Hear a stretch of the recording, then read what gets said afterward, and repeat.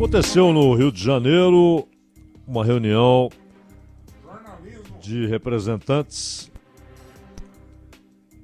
dos países que compõem o G20, pessoal de Secretaria de Finanças, no Ministério da Fazenda, em cada país você tem um nome aí.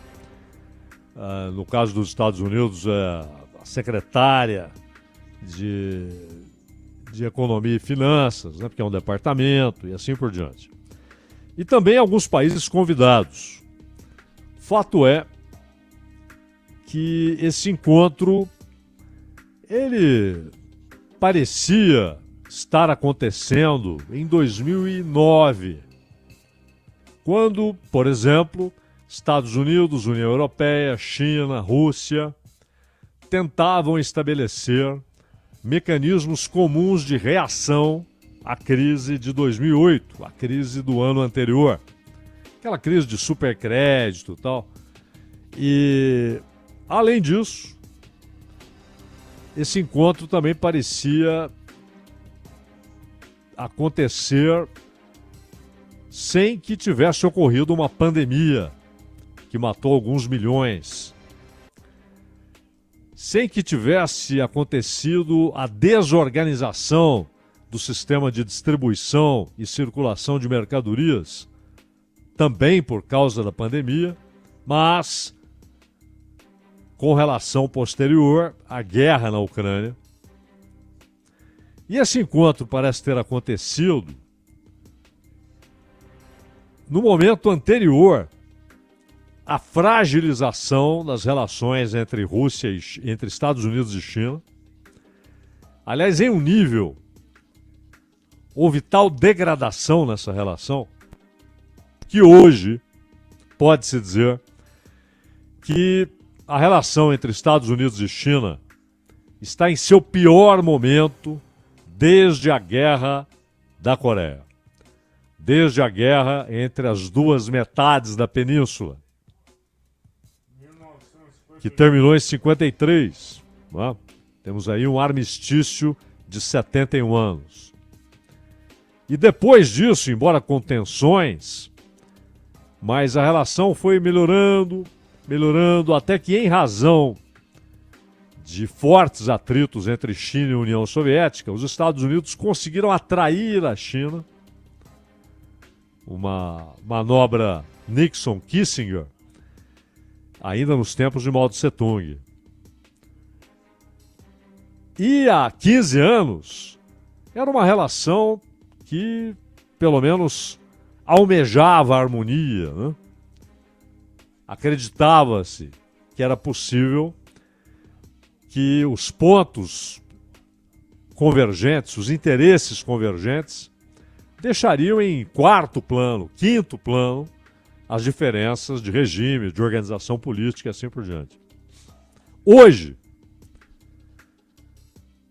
é interessante isso, a guerra entre China e Estados Unidos não é inevitável, mas ela é tratada como inevitável. E a discussão agora é qual será o estopim.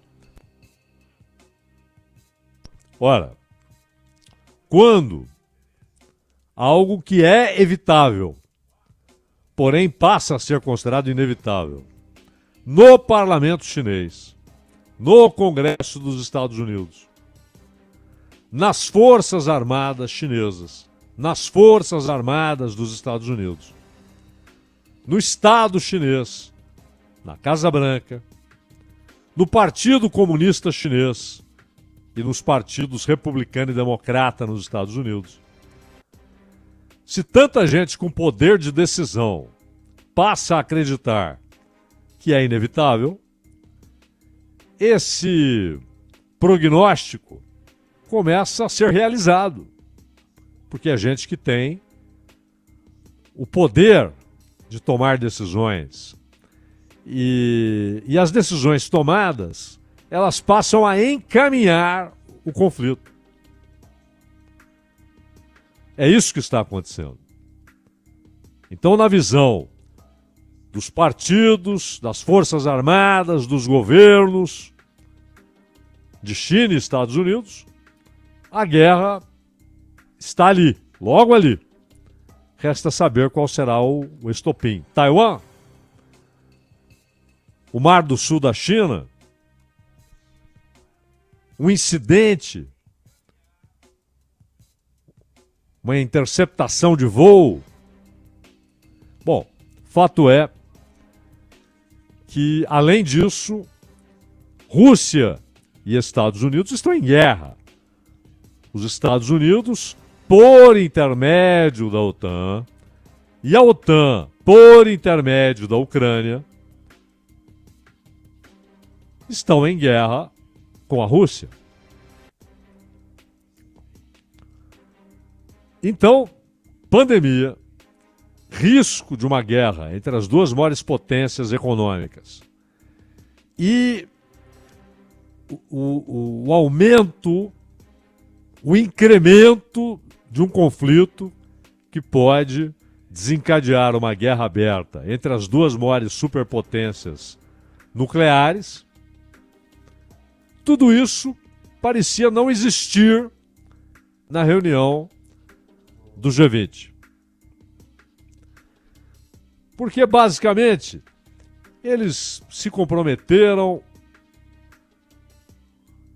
a uma atuação conjunta para que se evite o protecionismo. Ora, tenha paciência. Já havia movimentos protecionistas anteriores à pandemia.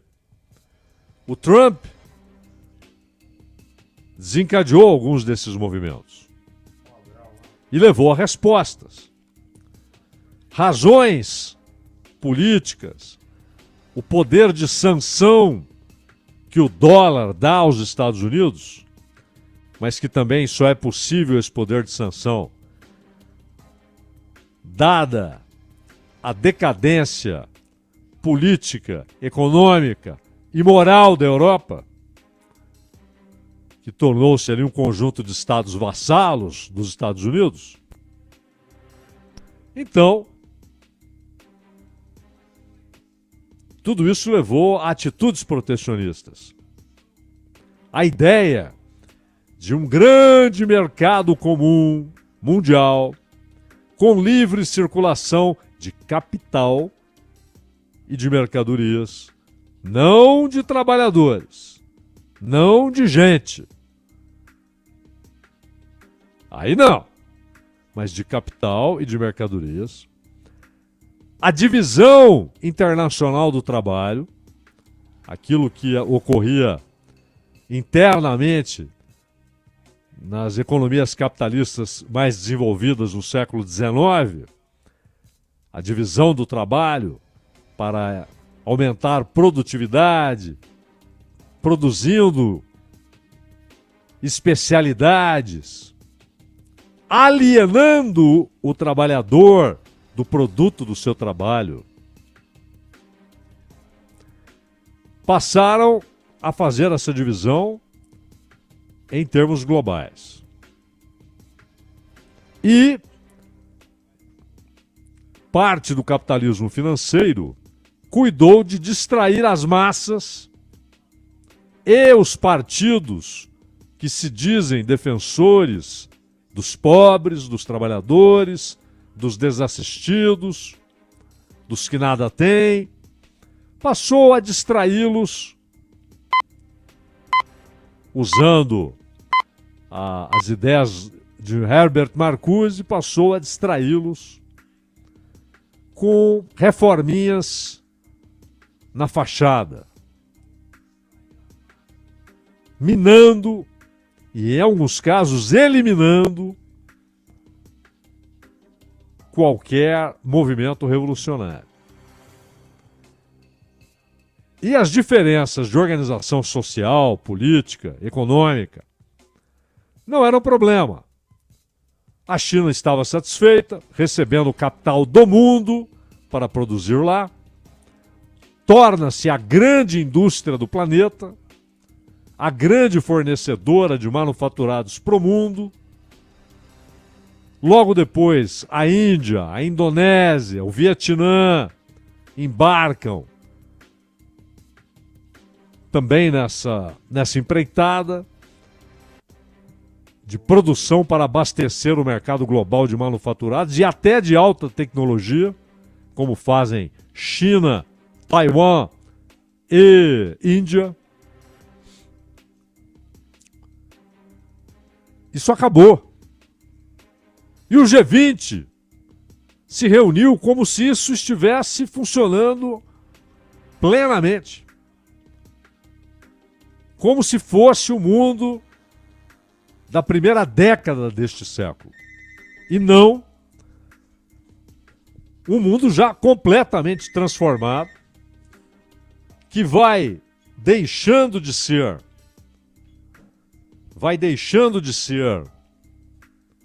o mundo do poder unilateral, da hegemonia imperial, e passa a ter multipolaridade. Isso vai provocar guerras, isso vai provocar grandes atritos políticos, econômicos, militares, diplomáticos, comerciais, culturais. É isso que está em curso. E o G20 fala em combater o protecionismo. Não irá. Passou esse tempo. Até porque Joe Biden adotou agora, este ano, e já havia adotado outro pacote de medidas no ano passado, mas ele adotou este ano o mais drástico pacote protecionista dos últimos anos, e com o endereço certo, um alvo estabelecido, a China. A Europa passou a reproduzir, a copiar as medidas de Biden, não por convicção. Se fosse por convicção, tudo bem. Por obediência, por subserviência. Tanto que os fabricantes de carros, caminhões, tratores e até aviões se levantaram na Europa e disseram para os governantes: vocês estão loucos. Vocês nos atirarão no atraso tecnológico, industrial e econômico, que é o que já está acontecendo. E aí, falaram que a economia agora está num pouso sereno, mas que pode haver alguma turbulência. Essa padronização de diagnóstico, a economia mundial, na verdade a economia de países, quando muito de blocos.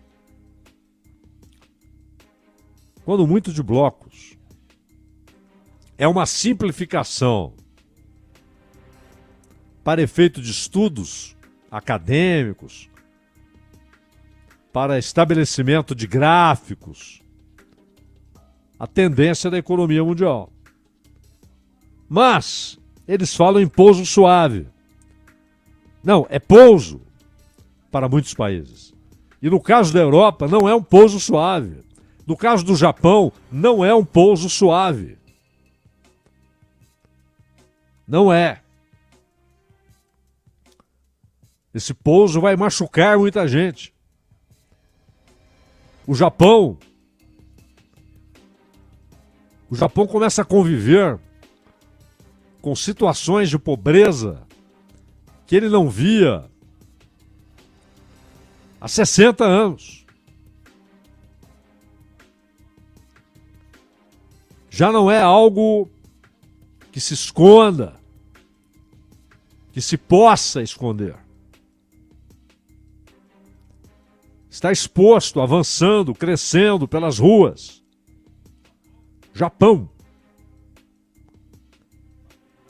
E na Europa, ministros das finanças, inclusive da Alemanha, ele falou, olha, a economia alemã está numa crise gigantesca. E o Scholz está achando que vai tirar o país dessa crise, retomando a produção militar, rearmando a Alemanha, aproveitando a crise com a Rússia para que o Ocidente apoie o rearmamento alemão, não mais como força de defesa. E isso ainda causa arrepios na França e no Reino Unido. Ainda há memória. E o Haddad saiu feliz da vida, dizendo: poxa vida, aprovaram a ideia do imposto sobre grandes fortunas, sobre os bilionários, e o dinheiro desse imposto será usado em programas contra a fome. Ora, isso é deslocado e descolado e alienado da realidade. Até porque a posição do governo dos Estados Unidos aqui no G20, no Rio de Janeiro, a posição do governo dos Estados Unidos foi clara, dizendo basicamente o seguinte: não concordamos. Se querem estabelecer impostos sobre bilionários, que cada país faça isso por sua conta, com uma lei interna aprovada pelo seu parlamento, com recolhimento interno e uso interno do dinheiro. Mas não queremos que os bilionários dos Estados Unidos sejam taxados por uma organização global, um organismo global. Quem faria isso? O Banco Mundial, a ONU? O Banco Mundial é um braço na ONU?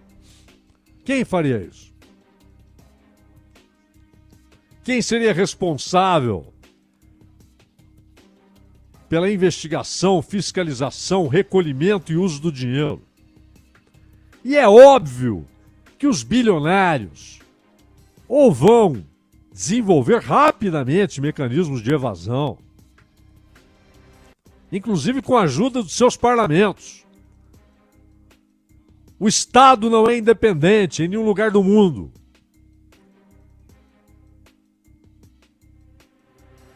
E nos Estados Unidos, como aqui, o Estado reproduz os interesses da plutocracia, daqueles exatamente que seriam alvo dessa cobrança. Isso vira nada. Mas basicamente qual é a ideia? O que o Haddad está propondo conceitualmente? Um arranjo na própria ordem econômica para combater a fome, sendo que a fome deriva dessa ordem econômica. Meu caro, ou você combate a ordem econômica, ou haverá reprodução da fome enquanto houver mundo como conhecemos. E haverá centenas de milhões de famintos. Não estou falando de quem está em situação de pobreza. É mais grave, famintos.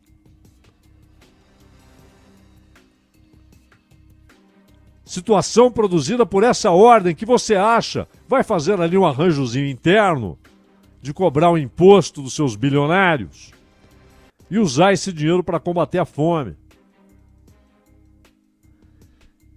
A ideia é tão fraca que não dá nem para chamar de utopia, né?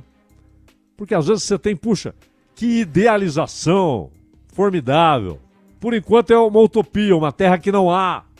Mas pode ser que ela seja alcançada algum dia. Ela deixe de ser utópica. Não é nenhuma utopia.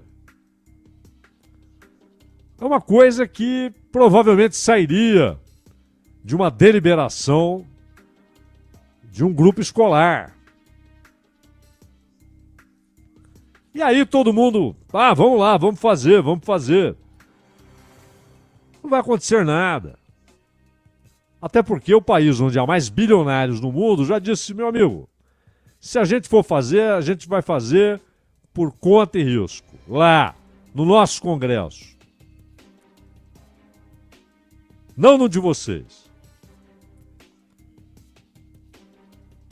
E o fato é que a reunião solta um documento que esconde as divergências, Os Estados Unidos apresentaram diversas divergências.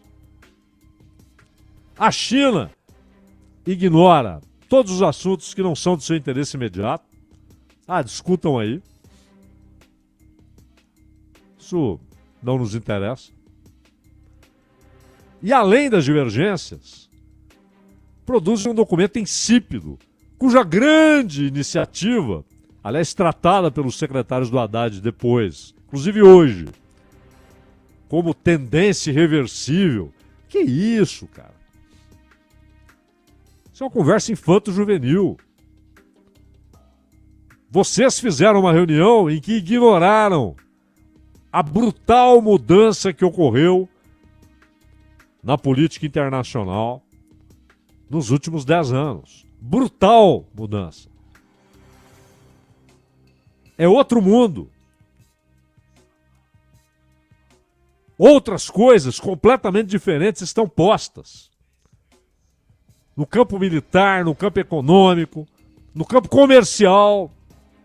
O protecionismo será crescente, a não ser para aqueles que continuam achando que estão em 2005, em 2007.